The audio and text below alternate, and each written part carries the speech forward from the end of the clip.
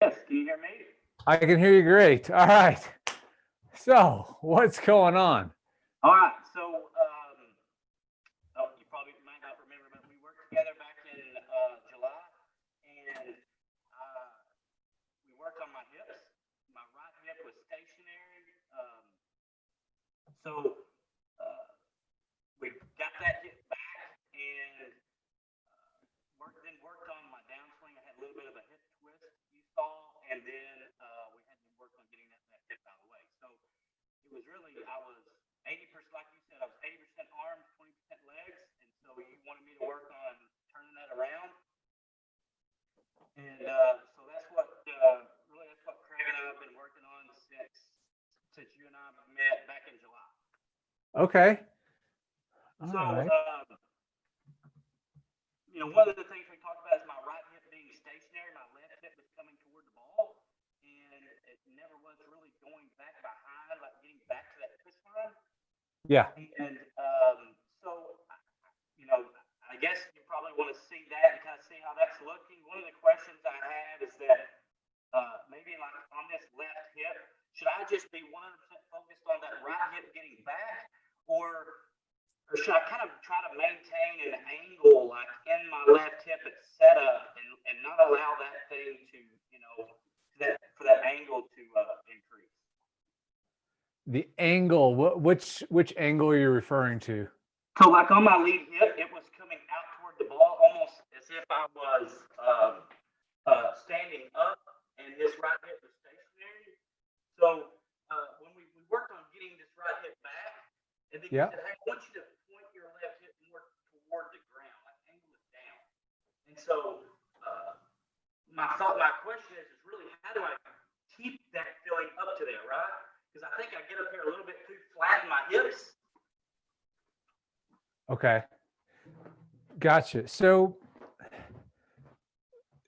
you see, as far as the angle goes, what you're trying to do is more or less maintain the belt line that you have it addressed. So yes, if I'm hinged forward here, and if this is roughly my hip angle because of how much I'm hinged forward, as I go back, that's going to stay roughly about the same. What you're mentioning is a lot of people kind of do this, and that's typically your arms kind of taking over a little bit and pulling you out of your posture. And that's just indicative that your brain is saying, well, I got to really fire my arms hard. And then your hips don't ever get a chance to work right in the first place, right? So really, if your goal is to try and use your big muscles to hit the ball and swing the club so that you're not just relying on your arms and hands because it feels like a lot of work and it's harder to control, you really got to make sure that this angle is roughly maintained. And then as you start down and get ready to push that left hip back, this angle actually can increase a little bit. And that'll really help you steepen your angle with your body, your spine angle, and helps bring the club back out on top of the plane. What most people do with what you're talking about is if you get a little flat and your arms pull you out of your posture a little bit and you get a little flat, and then you're going to get a little bit stuck underneath or swing really over the top. But to prevent that is more or less just keeping this angle, increasing it. I call it kind of tipping a little bit so that you kind of get your hips further back behind you. And then as you're pushing back, then it's going to change. But does that answer your question? Yeah, and what we talked about last time, Chuck, in July, you talked about when I got there, imagining a bar was there, and so that I stayed away from that bar in transition, and then the left hip was able to just push off the ground and push back. So, want me to? I can go ahead and I can hit some full speed, or we can continue kind of where I was at last time, just kind of ripping that. Yeah, let's hit a couple. I'd love to see where we're at. All right. Whenever you're ready. Well,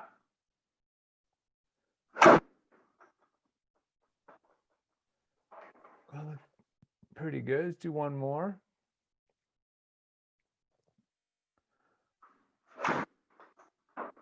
Okay. Can you do a just like a swing face on?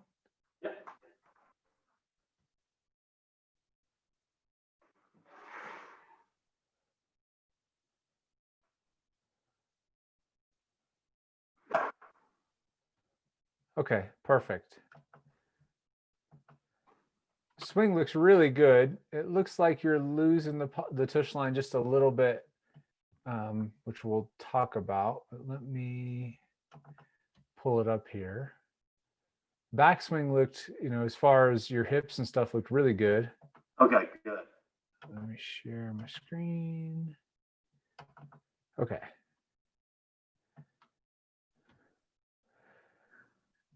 I mean, you get a ton of depth in the backswing with the right hip for sure.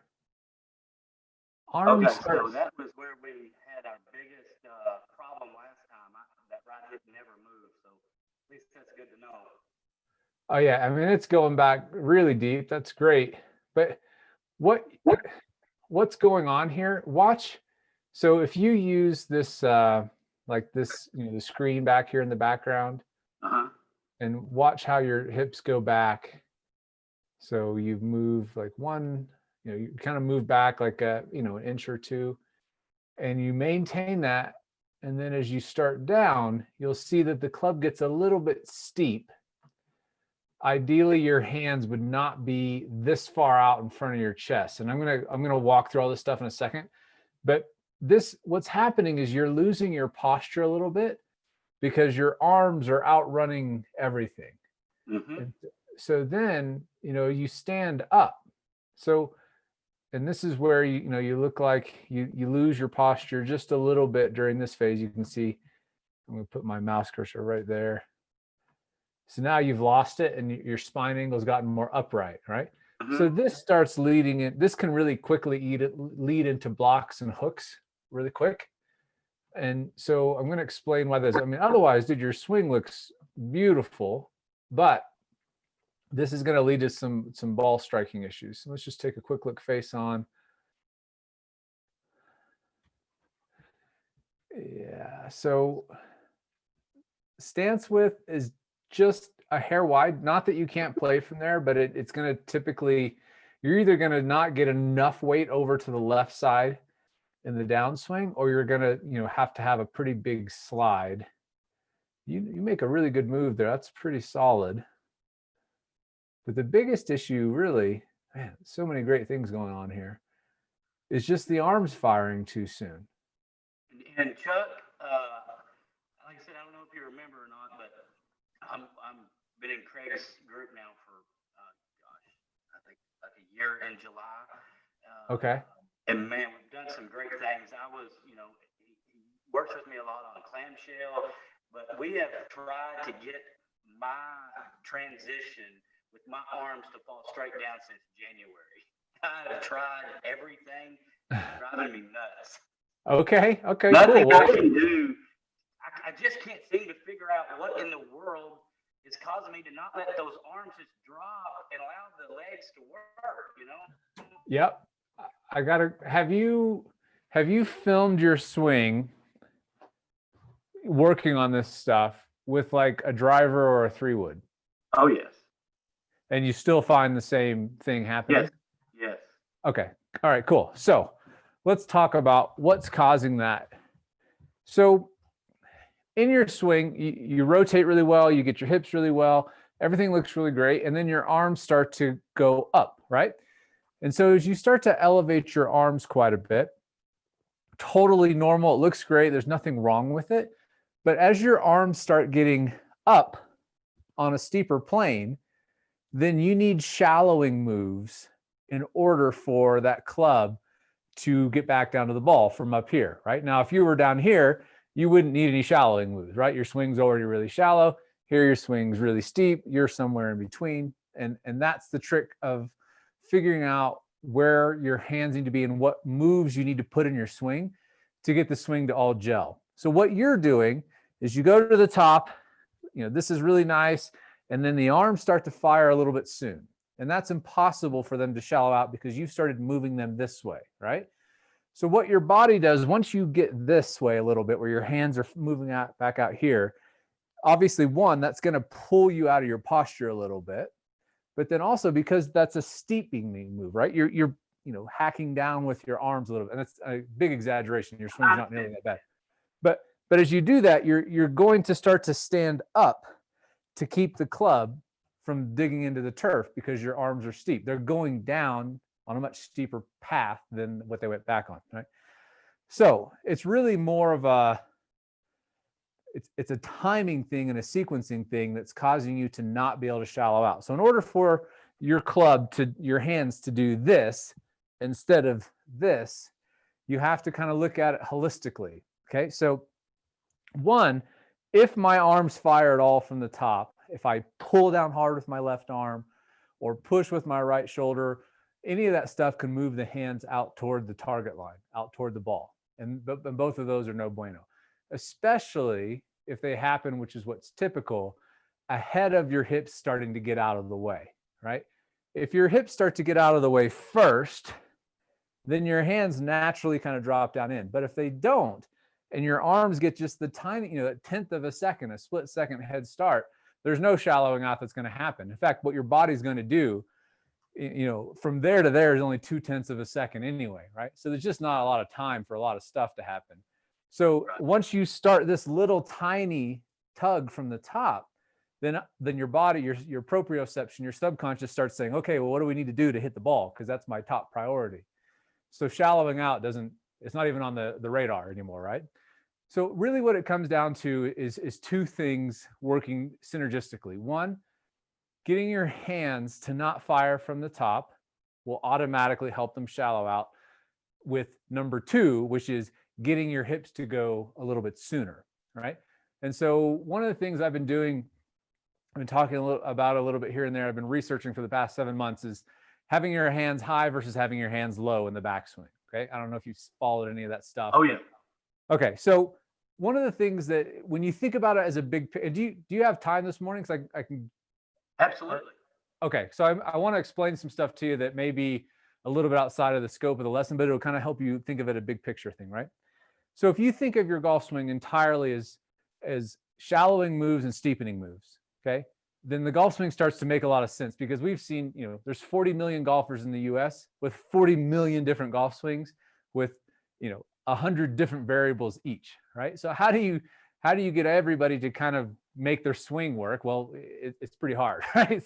That's why golfers haven't really gotten any better. So when you think about it, most golfers don't really understand what's going on in their swing. Your swing, as you start elevating your arms, you've added a steepening move. Totally fine. It gives you a lot of leverage, but then you need to get those compensatory shallowing moves to get the club to not come down steep, right? In my opinion, after the 7 months of research and 50,000 swings that I've made in that time, I believe that it's much easier to simplify your arm movement in the swing so that the club does what it needs to do without having to try and compensate for it, right? So having high hands, in my personal experience, gave me about 3 miles an hour average club head speed more with my driver. I've got more time to accelerate the club. I'm making bigger movements, right? My arms are moving more. They can move faster. The swing arc is bigger. And so it's about, a couple percent of extra club head speed, right? But there's so much more complication to all of those moves. It's not natural for most people to shallow out the club from a higher hands position. You really have to kind of think about your swing, like, what do I really need to do to get the desired ball flight and all of those things that I'm trying to do from this position. I believe that it's going to be much easier if you shallow out your arms a little bit at the top by removing elevation. Not that you're not going to remove all of it, but you're going to feel like there's no elevation, okay? And when you think of it that way, when you lift your arms up and then want to push them out toward the target like you do a little bit, it's you now have to kind of revamp the entire way that you think about the swing, right? You've got to get your hands to go do the exact opposite of what they're doing now, and that's a huge change. It's a lot easier, in my opinion, to think about getting your hands here and this right arm shallower at the top without elevating it so much. And then as you feel that, instead of getting your body pulling your body out of posture and out of position, as your arms go back in there here and you start to shift back in, which you do really well, the hands are naturally going to start to shallow out because they don't have nearly as far to go in the first place. The biggest trade-off, like I said, is consistency versus overall distance. You know, you have plenty of club head speed. So if you potentially gave up, you know, a mile an hour, 2 miles an hour average speed with the driver, but you hit it on the screws way more often, that to me is a good trade-off. And so what I'd like to do, if you're willing to experiment with me a little bit, is let me kind of walk you through how to remove some of the elevation, some of the complications, some of the steepness in the swing, so that you don't have to try and go from this high hands position to this, this big shallowing out move, and see how it feels for you. Does that make sense? Absolutely. But you said that I had plenty of club head speed. My driver speed, I just got fitted a couple months ago. It was only around 105 miles an hour. Okay. Give or take some. So, I'll do anything to get better, to get to shallow out, because I know that's what I've got to do to play golf. I can't continue, I can't keep firing from the top, or like you're saying, they're getting out ahead of the lower body, and I know that. So, but yeah, can you lower it and give me more club head speed too? Yeah. So my kind of standard cutoff for club head speed is about 110. With low hands, high hands, or whatever, you should be at least at 110, especially with all the good stuff that you have going on in your swing and your athleticism and your, the way you got your body moving. You should be much faster than 105 for sure. So when I'm saying like you might lose, like my club head speed with low hands average is 119, and it's 122 with high hands. So on a percentage basis, it's relatively small, right? But you should still be swinging much faster. Now, the catch is there's always tricks in golf when it comes to producing speed. One of the biggest ones is that when people are kind of stuck at that level that you're at, the way that they try to produce more speed is by firing their arms sooner and harder from the top, right? And so it's counterproductive. Even though you're working harder, but you actually end up swinging slower than you will when you start letting the swing sequence properly. And that's kind of the key. At the end of the day, all this force plate studying that I've been doing is really just about refining the sequence so that it's as effortless and as efficient and safe and fast as humanly possible, right? And easy to learn, because that's really the end of the day. If you have to work on your swing for 6 years to get a reasonable swing, well, that's kind of crazy. I want to spend some time working on it, get it to where I can go out and play really consistent golf for the rest of my life with the same swing without ever having to change it again. And that's really what I've been trying to boil it down, because with high hands, there's things that you have to do. With low hands, there's things you have to do. There's compromises on both, but I believe at the end of the day, everybody just wants to be able to swing at least 110, especially your ability, you should easily be able to swing 110 and be able to take 110.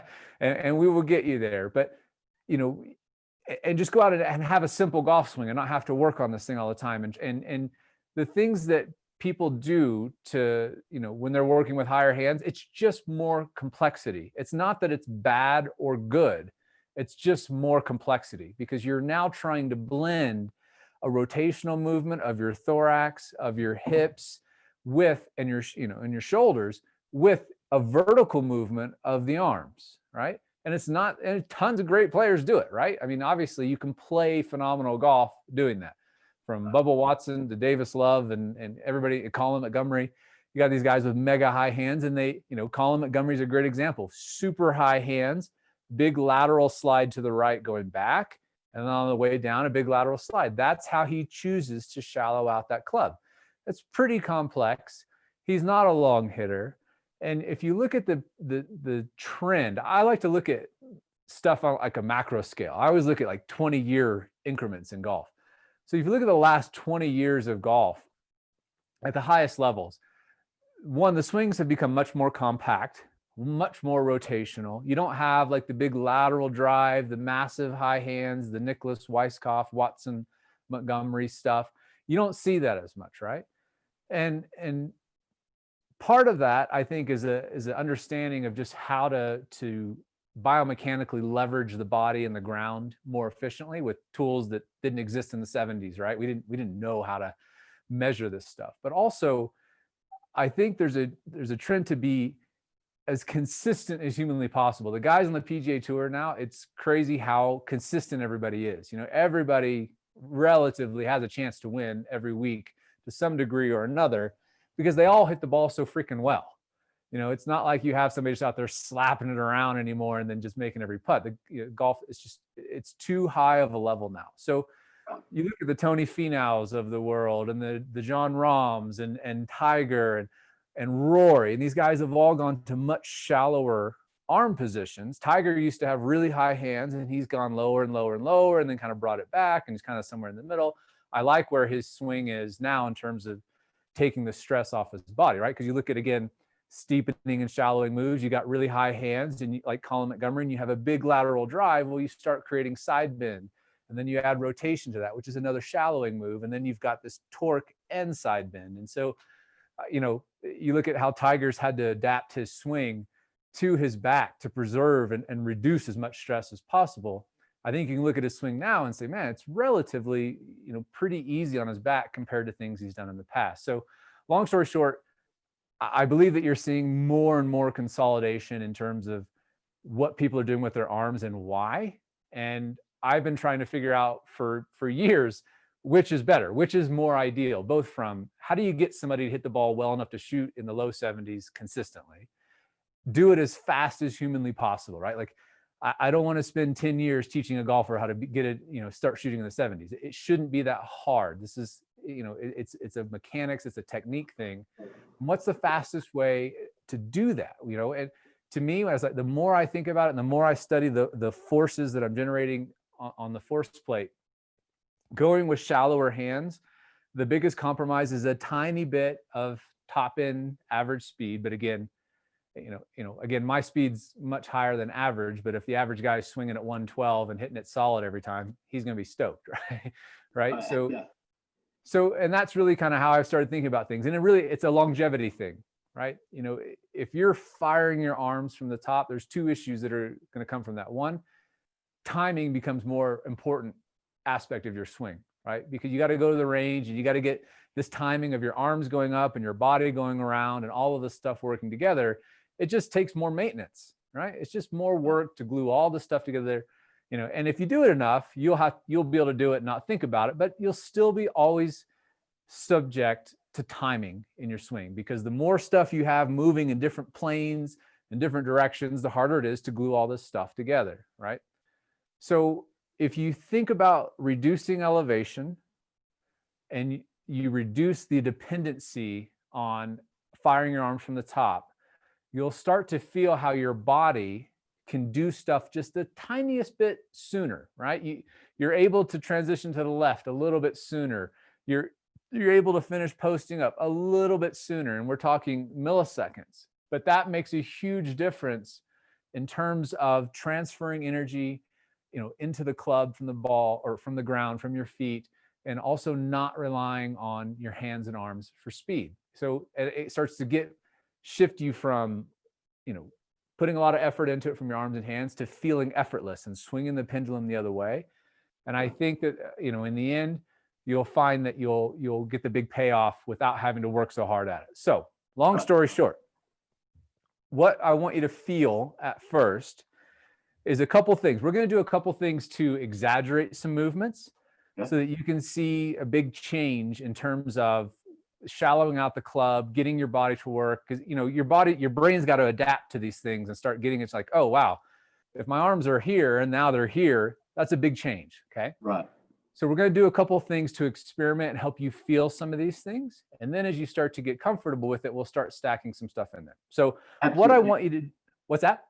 I said, absolutely. Yep. Okay. So what I want you to do first to get this feeling is I'm going to have you kind of keep your right upper bicep and your right pec kind of touching each other throughout the whole backswing. Okay. So you'll feel how your arm's going to want to slide up a lot. This is elevation. And we're going to reduce that to make this swing simpler. So you're going to feel that this stuff is kind of connected. You're going to go right arm only, and you're going to go up to the top, just like your normal move with your hips, because that stuff's all great.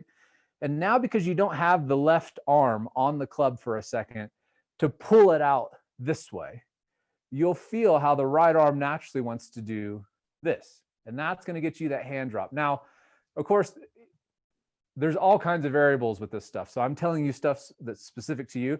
A lot of guys who, if they go right arm only, they just push this way. I'm going to help you feel how this is a little bit more of a little sidearm kind of flick instead of pushing out over the top. But I believe most of your problem comes from, starting to try and pull the club down with both hands from the top too soon. So we're going to take one out, and we're going to see how your swing shallows out with just this arm. And then we'll see how, if we need to, shallows out with just the left arm.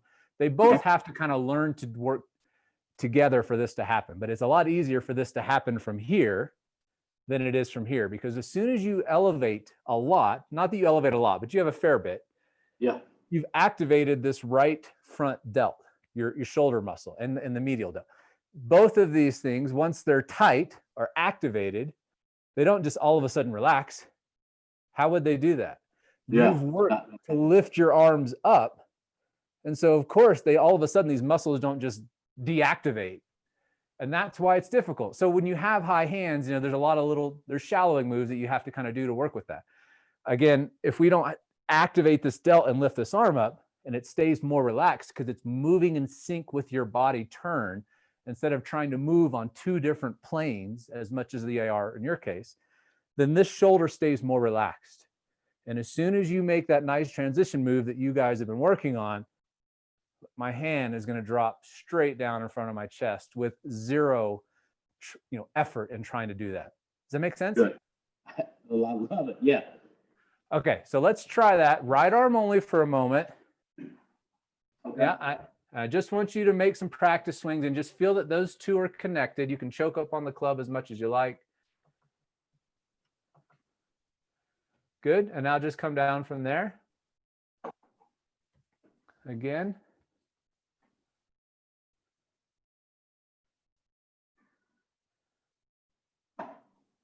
Okay, so once you've got your arm there, just relax it. Go to the top. Now feel your right shoulder should be relatively relaxed at the moment. Yeah. And then just forget about it and just focus on your transition with your lower body and see what happens. Okay, still a little bit steep. Close there. All right, so still a little steep, and that's good. Let's take a look. Okay.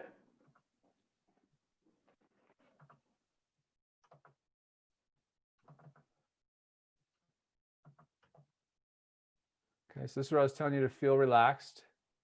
So you can see now that your bicep is just a little bit, your elbow is a little bit beneath your pec right there. That's very shallow. It's a big difference. And it felt very low. Yeah, it's going to feel insanely low. It probably feels like it's down around your waist. But yeah, when you get the left arm up there, you'll see that your left arm would be just above your shoulder plane, and it would all be just about perfect. So while this feels very different for you, it's going to be much more compact and much simpler. It's just fewer moving parts, right? But then as we came down, you still started to kind of get the arm to go and the shoulders to go, and the hips didn't. See how your hips are dead square, basically? Yes. Okay. So this is normal, but this is important for you to start to understand the steepening and shallowing moves that you need to get all of this stuff to gel. So in your case, when you go right arm only, you've basically got to just forget about your arm for a moment and just get your hips to go, because your hips work way better when you're swinging at full speed, right? Okay. So, and that will help the club shot, but now your hand's a little bit far in front. So what happened there is you're in this position, but then you start moving the club. Forget about the club and start using your hips to get out of the way. And you'll feel as your arms start to stay more relaxed, that you're not trying to push the club through. This is where you're losing speed in your swing, even though you've got reasonable speed. But as you start trying to move the club, there's not enough speed and muscle mass in your arms in awk position to really be able to generate any speed. So you can't rely on that. So you just got to keep it kind of chilled out here and then use your body. And once you do that, you'll see my hand drops down, because as it's moving back this way while my body is beginning to transition back to the left, that creates this little bit of separation. So my right bicep, that's why I'm telling you in the backswing, these two are connected. But during the transition, there can be a little bit of separation where my body gets a little bit in front of these hands. Again, it's a shallowing move, right? If you keep this connected and you start turning right away, your hands start moving out toward the ball. You go back and you start to transition while the club's still going back a little bit, create just the tiniest bit of separation between these two, and you'll feel that little dynamic drop of your hand to get here.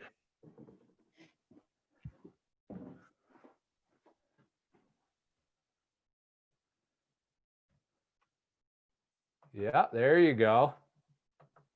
Okay.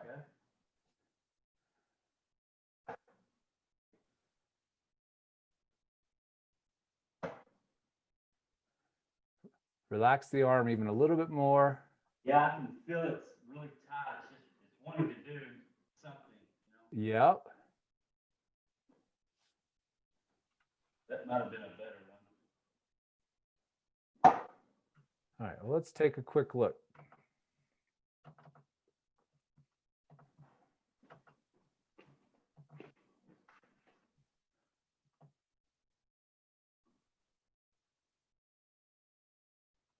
So this was just like your first little practice kind of drill, but you can see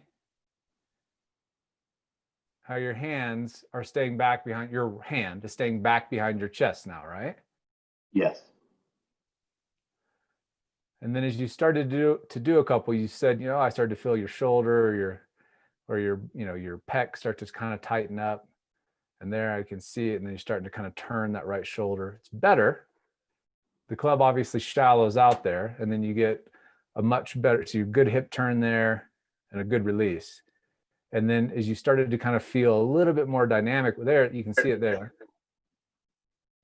And again, you won't be able to get that, big of a separation when your left hand's on there too, right? Okay. Yep. But as you can see, it buys you that little bit of time. So your hips are already back to square. You're still trying to get it out there a little bit, but it's closer. But you can start to see now, like, okay, gosh, when I feel super shallow, I feel like my hands are really dropping and I feel like my arms are staying way back during the transition, they are. But then you can see like, oh gosh, right here, I start to really turn my right shoulder to try and get the club back out there. And then it kind of puts the club out in front of you a little bit more. And so you can exaggerate that now and get a little bit even more shallow with it. But that's not bad right there. It's pretty darn close. So now what we're going to go ahead. I didn't say anything. Oh, sorry. I keep getting an echo in here, I think. Let's check the last one. That was pretty good there. There you got pretty dynamic with it.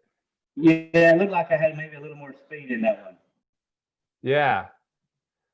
But you can see now that separation I was talking about between your upper bicep and your pec. Yes. And again, this is exaggerated because your left hand's not on there, right? You won't be able to do that. But you get the idea now, instead of your hands normally moving immediately out toward the ball from the top, they're just kind of floating right now. It's kind of hanging out. It's buying you that 1/10 of a second or those milliseconds to get that body a little bit out in front, to get the hips a chance to clear out of the way. And then, now your arms are still way back. Normally your hands would be already, close to impact at this point, right? Yes. So now you're just staying back. And then you get that little flick of the wrist, that little release, that little boost of speed right at the bottom, instead of doing it so hard so soon from the top. So as you start to kind of think about your swing and those perspectives, my goal for you, I want to help people understand their swings, right? So that you don't need me, you don't need anything else. You just, you know what you kind of got to do. You get some really basic stuff that's really easy to understand and follow. And then that's it. For the rest of your life, you just work on the same crap, and you shouldn't take that long, right? You just kind of get it dialed in and then you're done. And in your case, you can see now by just removing some little extra variables in your swing and getting a little bit more time in the downswing for your hands to just wait, to give your body time to get out of the way, then now the club and your hands are back here. And so you start to understand, okay, well, that feeling of, this is what I need to feel when now I have both hands on the club. So now as I come back, instead of you normally going this way, you're going to feel the same thing, that little right arm separation at the top during the transition. And you can see my hands as I'm halfway down are still back here. And then there's that little effortless boost at the bottom. And that's where your speed really comes from, instead of you trying to get your speed so soon from the top. Does that make sense? Yes, it does. So let's go ahead. Do you have any questions? Yeah, what was it? I was thinking about something with those arms. I've lost my thought now on it. Oh, I know. So in my swing, typically, what I'll see is that it looks like a tiny bit of a closed hip shift, and it's probably from I'm here and I've made this big old turn and I've started, and so that's why they look closed and they never really I never get the left hip open. So I kind of need to be the opposite of a hip spinner, and I need to feel that going a lot quicker, right? Not necessarily. I understand what you're saying, but not necessarily. Yeah. Because it looked like that's what I did in that video. That right there is that when I got to here, I really started my engine down here, and this just hung back and then it flung out, right? Yes. So yes and no. You're correct, and not necessarily 100% correct in the same sentence. So So as far as what you're saying, there is a little bit of a closed hip slide during that transition, because as your hip is turning and going back, this right hip, it's starting to move because you're rotating around, the base of your spine back here. So as you're starting to do this, it's starting to help you shift back to the left. But this is happening super fast, okay? If you're going really slow, it would look like this, but that's happening in the blink of an eye, okay? So yes, you do need this tiny little bit as this right hip is getting depth and moving around and starting to, shift your weight back to the lead leg. There's this, milliseconds of a closed hip slide, and then you go. Gotcha. What's really important is the muscles that are loaded during that phase of the swing and when they're firing, right? That's really your issue. As you elevate your arms, like most golfers, obviously you're going to use your shoulders to do this. This is what raises your arms up and down, right? That's the only muscles we got. That and our traps, right? So we see a lot of really high handicaps, do this kind of stuff. They really shrug their shoulders up. That's really high handicap stuff. You're obviously not doing that, but you're still elevating your arms and activating these shoulders. The trick is then figuring out, how do I get that club to shallow out? A lot of golfers like Colin Montgomery, who have really high hands, will add a lot of lateral move to do that, right? All of this stuff is buying time. That's really what it is. The most precious commodity you have in the downswing is time. It's invaluable because there's just not a whole heck of a lot of it. Okay, so you're doing everything in a quarter of a second, which means if your fast twitch muscle fibers, the hands and arms, the stuff that can move really quick, get the slightest bit head start, there's just not enough physical time to get all the other crap done.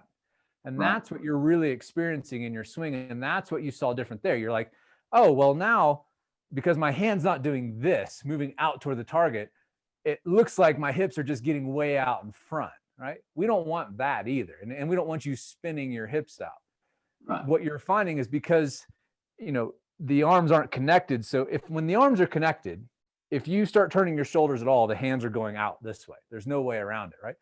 But when it's just right arm only, and even if you make a mistake and turn your shoulders really fast, well, your arm is just still going to stay back. And that's what I'm trying to get you to feel, is what I really did is just buy you time. I bought you a 1/10 of a second at the top to get that little shallowing move, but it's much smaller from here than it is from here, because then you need more than the time I just bought you. We need more lateral or more rotational or whatever it may be. And I'm just trying to make it simple, man. I just want it to be as tight and compact and boring as humanly possible. So I love that. Okay. So let's do a couple right hand only again, just to get the feeling. Use those hips. And then as you get the feeling of your arm, your hand kind of staying back a little bit behind your turn to buy that time, go left hand. Wow, this feels like my 9 to 3 swing.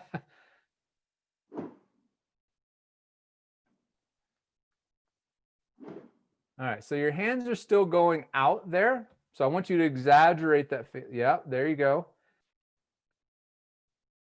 Good.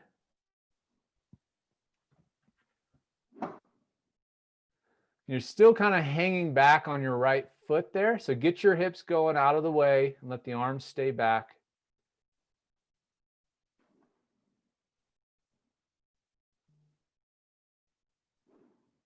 All right, so let's take a look at that. So you're still firing the arms, but I want you to see it so that you can start to recognize what's going on here.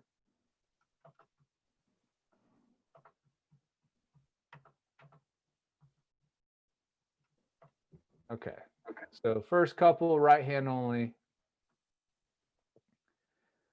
Pretty good transition there. The club's starting to shallow out, but you can see that you're still wanting to move those hands out toward the ball, right? And this is normal to you. So this is why this is the trick here, is that if you're still trying to move that golf club with your hands out toward the ball, you're going to kind of keep running into this same circumstance. And now you won't have as much time to get your body out of the way, your hips out of the way, and you're a little flat-footed here. So you're kind of hanging back on the right side there a little bit. That ankle should be rolled in slightly.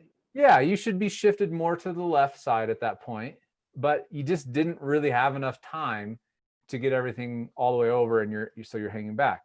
Now, as we put the left hand back on there, this is where you said you felt like you're making a 9 to 3 swing. Yeah, that felt just like my 9 to 3. I promise, if I send you a 9 to 3, that's probably what it's gonna look like. That's normal, man. That happens for everybody, right? And that's kind of the beauty of this, is when you start really understanding how, because you use your lower body really well, it just doesn't have enough time, and your arms are kind of taking over a little bit. Your swing should feel like a 9 to 3 swing. That's my favorite feeling in the world personally, is that I feel like I took the club back to parallel and I still hit it full distance, right?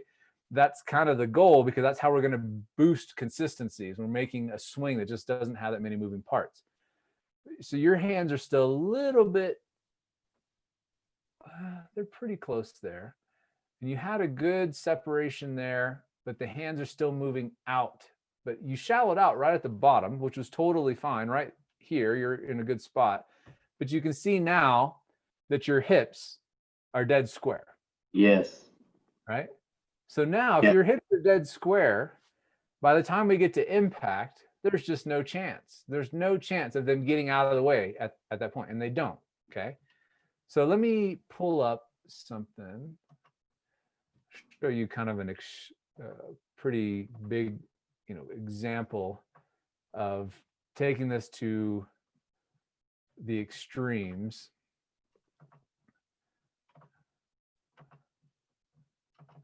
All right, so we'll pull up Tiger here. Now watch during the transition. So from down the line anyway, he's starting to shift back to the left right here, but his hands, and obviously I don't have the face on view of this swing, but I can see that his belt buckle and his hips are starting to move deeper, his left leg's starting to move. So that's kind of the beginning of the transition from this view. He technically probably started a little bit sooner, but anyway. So let's watch how far his hands keep going while he's transitioning to the left. So the club went up another couple inches. Yes. Right? But he's already transitioned to the left. And now his hands really haven't moved much. They have, but they haven't moved much in relationship to his body. This right arm angle is starting to widen a little bit. The distance of his hands from his shoulders are starting to widen a little bit. But in your case, you're widening a lot at this phase of the swing. Your hands are firing soon. And as we keep walking Tiger down, you'll see that is something that he does as well as anybody, if not better than anybody in the business, is his hands are still really high up, and I can start to see his left butt cheek already. His hand, his left arm's barely below parallel. And now you can see obviously the other side of his belt line here. And so you can see how much his hips are open at that point and how much his hands are behind his belt buckle at that point, right? Yes. So that's a much bigger hip turn. But the trick is that move can't happen if your arms get a head start. There's just not enough time. You can't move your pelvis that much, that far. And that's why it's happening in your swing that if your hands get the slightest bit too antsy from the top, or your shoulders start to go from the top, your hands go this way. And as you saw in Tiger's case, you know, he has much lower, shallower hands at the top of his swing now. Now, in order to compensate for that, he's got to have a steeper posture, steeper shoulder plane, steeper spine angle, because that's steepening moves in his swing, right? So once you start, if you swing really upright with your hands, again, Colin Montgomery, well, your posture is going to tend to be, I'm going to exaggerate this, you know, flatter shoulders, more upright arms, right? What you'll see in Tiger's case is that he's got steeper shoulders, shallower arms. Those two balance each other out.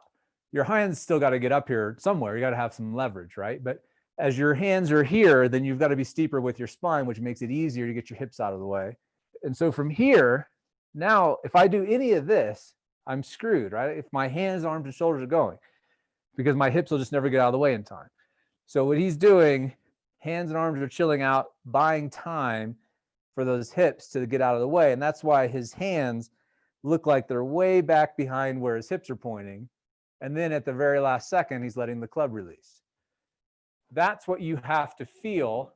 And again, as you remove all the extra arm load and tension from your swing, where they want to go and fire hard from the top, and you start prioritizing getting your hips out of the way and getting your hands a little bit shallower in relationship to your shoulders, then all of the stuff starts to kind of blend together a little bit easier, so that you're not just, you know, standing straight up and firing your arms. You know, your posture, if you were a little bit steeper, that would help a little bit, because that, you know, as you get a little bit flatter with everything, your hands kind of tend to want to go out this way, because as you're a little bit flatter with your shoulders, then this move to shallow it out starts to really get you coming way too far from the inside, feels unnatural, and so you just kind of start goofing around with it. So anyway, long story short, a little bit steeper with the shoulders will help a little bit, the spine angle. But the biggest thing is just, again, getting your hips to get out of the way while your hands stay back. Okay.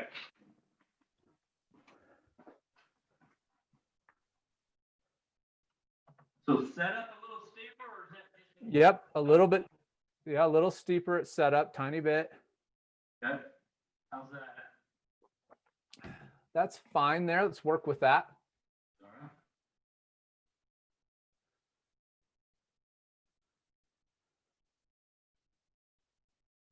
Good. Yeah. There you go. Better. Again.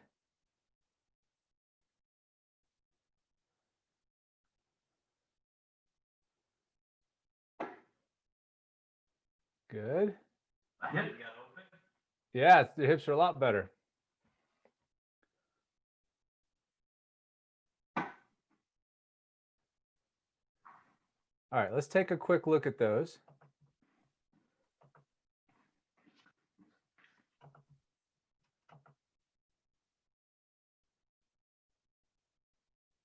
I could really feel my core a little more engaged than I typically do. Good. That will definitely be a big change. If you can start to feel that, that's very helpful. All right. So I know you probably feel really bent over here, but you can see your Very posture. much, yep. Posture looks totally fine.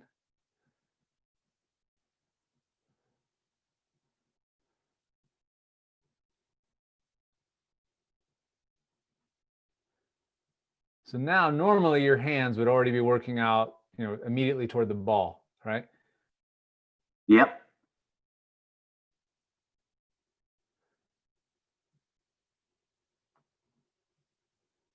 So there is much better in terms of of the path that your hands are traveling on and the club's traveling on. You can see now your hips are much more open. Yes. And my right arm is never that close to my body at impact. It's always way out there. Yeah, exactly. So you can feel now how that starts to happen naturally as you're not trying to move your hands out toward the ball. Your right arm, the way that it's going to work in the swing. Let me just get you down to impact here. Yeah, way better. All right, so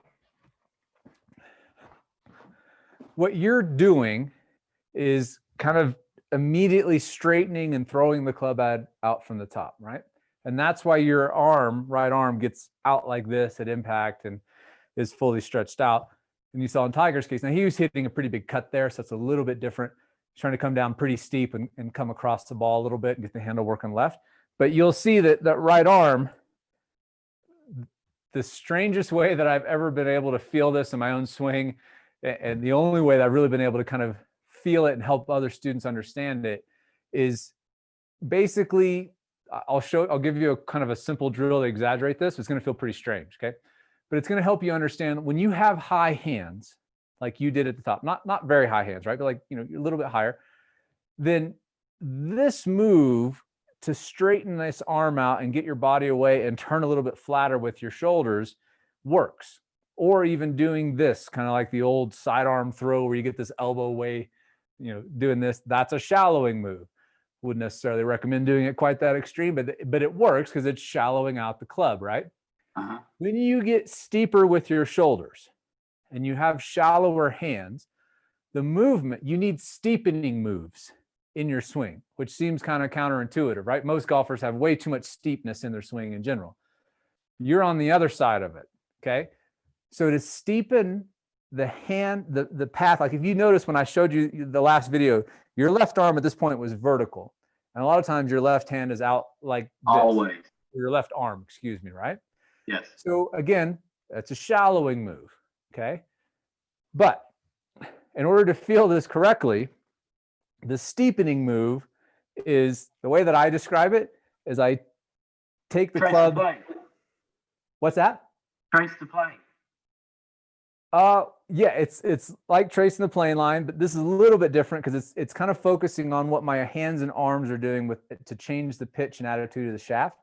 So I actually feel like I'm stabbing myself in the leg with my shaft. Okay. Okay. Now, these are big exaggerations, and I'll show you how to tone this down. But I want you to think about this again as steepening and shallowing moves, right? So if I do this, my hips aren't going to get out of the way. It's a shallowing move, right? It works. There's guys that play on the tour that do it, right?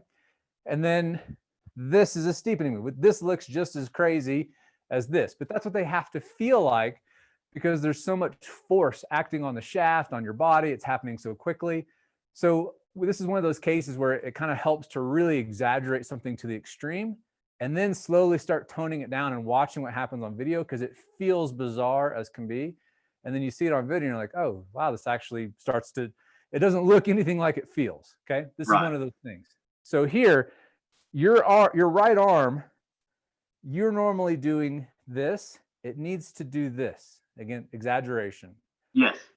Right? So it's going to straighten out a little bit, but you can't go this way. This will cause you to stand up, okay? Yes. So now, as I'm doing this with my arm, you can see that pulls my left arm in to my body instead of going out this way. Huge exaggeration. So I go here, and then it helps me, as I'm doing this, helps me get my left hip out of the way. And you can see my right arm is more into my body. And then it's more connected and then releases here where I can get rid of that final last little bit of elbow bend for speed at the bottom, okay? Yes. As I start to tone this down, so I'm not like stabbing myself in the thigh, that's a big steepening move. Then I start to kind of feel like it goes to the front of my thigh, and then it goes to the middle, and then it goes to my left thigh. And then I start thinking about, oh, that's getting my left thigh out of the way, my left leg. So now, as I keep this back, it brings the club out on top, as you mentioned, like tracing the plane line this way. Again, these are exaggerations, but you get the idea of this is very different than that. Does that make Yes. sense? All right, so you want to feel it first with my right thigh? You look at that? That's the huge exaggeration. Okay.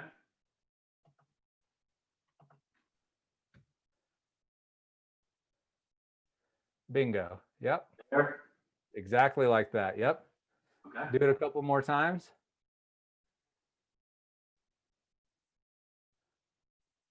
I can just feel the lower body working now. It starts to work naturally. Yes.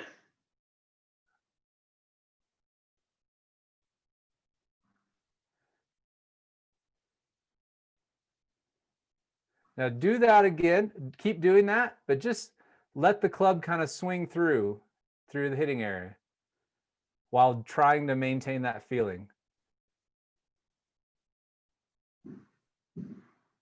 All right, cool. Let's take a quick look.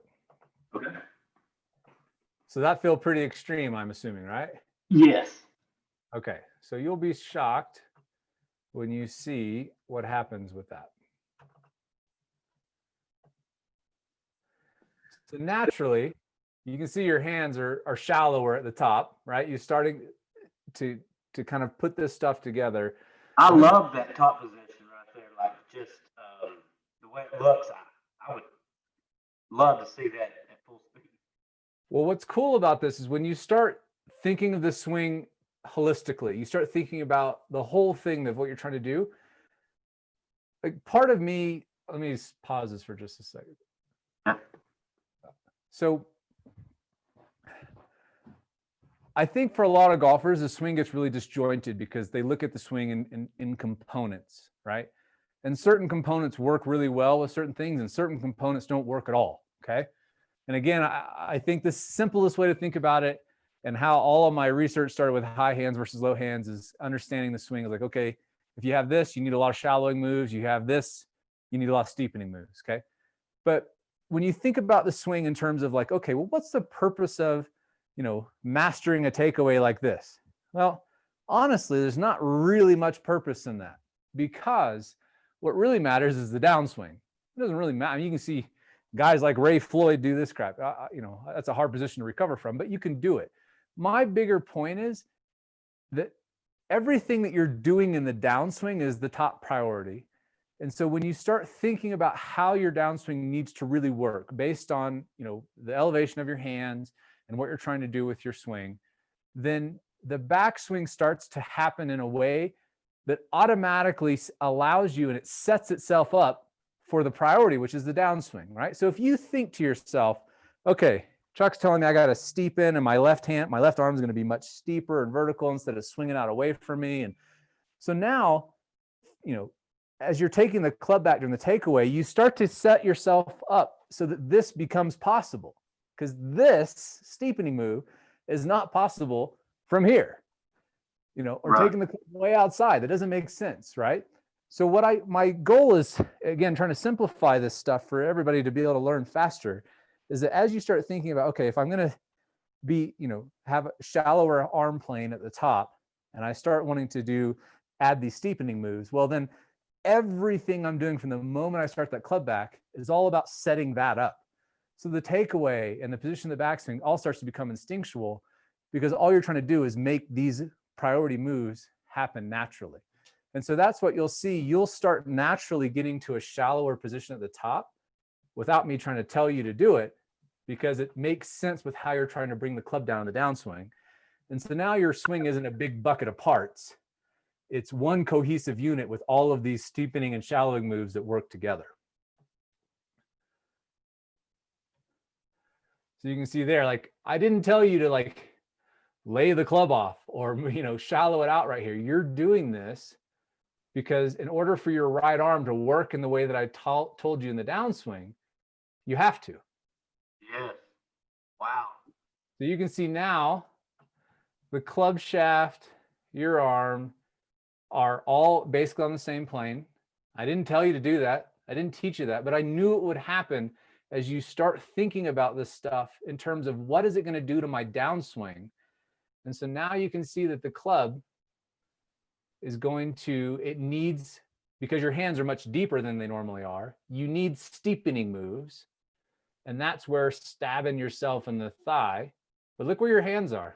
Oh, they finally dropped straight down. I honestly didn't think I was capable of ever getting it to drop straight down. Well, from your position at the top before with your high hands, it's more challenging. You need to do, honestly, one of the best shallowing moves for high hands is losing your tush line. That's a big shallowing move. As you move your pelvis into the ball, it drops the shaft because your spine gets more upright. It's not ideal, but it works, right? So as I got your hands shallower at the top, but your shoulders steeper, now your hands need to work in a steeper fashion naturally. And so by giving you that little, my little goofy stab yourself in the thigh drill, you can see the club gets steep on plane through your forearm, but your hands are way back. And again, this is an exaggeration, right? Yeah. We want your arm to be about vertical, not quite inside, but normally it was way out here, right? So you can see that even though this move feels insane, as you start to do this with a little bit of pace, it all starts to gel together as you start fighting the forces that are acting on the club. You can see now there is no chance of you swinging your hands out toward the ball. Nope. Right? Yeah, that looks great.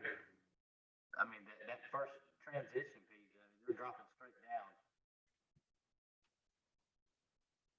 So then I said, okay, let's try to do it with, a little bit of pace. Let the club kind of keep coming through. You can see the club keep shallowing out. And as you notice, which was great, your hips start to naturally do what they need to do because they need to get out of the way because your hands are coming down steeper. That's a steepening move, right? So you'll see that this all starts to gel together. And so now, instead of thinking about, okay, I got to make sure I shift to the left and push my left hip out of the way and all that stuff, it happens automatically, right? Because of the way that your hands and arms are coming down with these steepening moves. You can see now, look how shallow your left arm is now. Yeah. Right? Again, you're doing this naturally. And this is why I personally believe that this will be a faster way for people to learn the really important complexities of the swing, the stuff that has to happen to have a good golf swing naturally. You're a perfect example of the club's now totally shallowed out. It's coming down on plane. And then as you started to come through, even there, like your hands are going straight down, staying back, hips getting out of the way. That's it.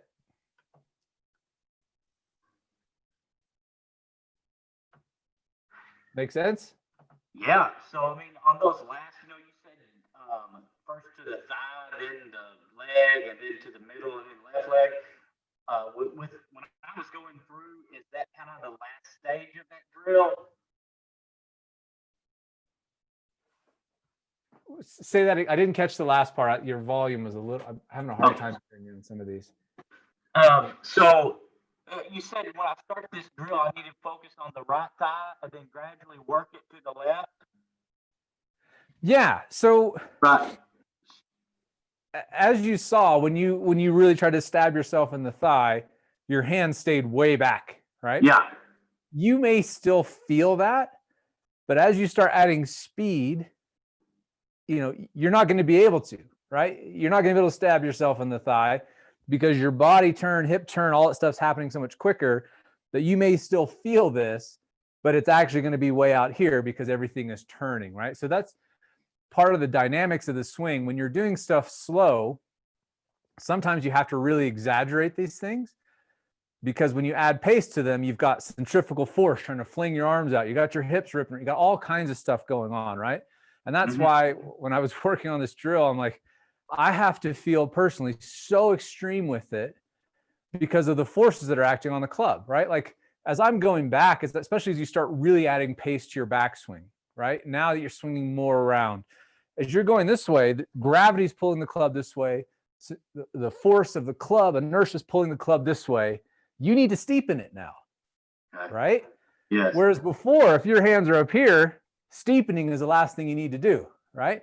You start steepening it, you're going to miss it. You're going to whiff it, right? Right. So again, that's why as you start swinging shallower to simplify things, you now have to think about it in terms of what forces am I fighting now? And that's why I have to feel such an exaggerated move, because I've got all this momentum going this way. I need to overcome that and get that club to be steep, because if I let this happen and then go the old school way of shallowing it, right? I'm coming a mile from the inside and blocking it off the freaking planet. Okay. Yep.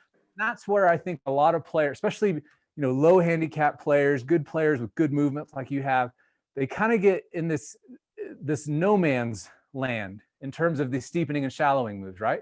It's not that somebody telling you to feel like this is a bad thing per se. But if your hands are up here, if your hands are already down here, first of all, there's not much else for them to go, but you're already shallow because your arms are already shallow in relationship to your shoulders. So if you're already shallow and you try to add more shallowing moves, well, now all of a sudden you went from being a good golfer to a shitty golfer because you're blocking it and hooking it off the planet.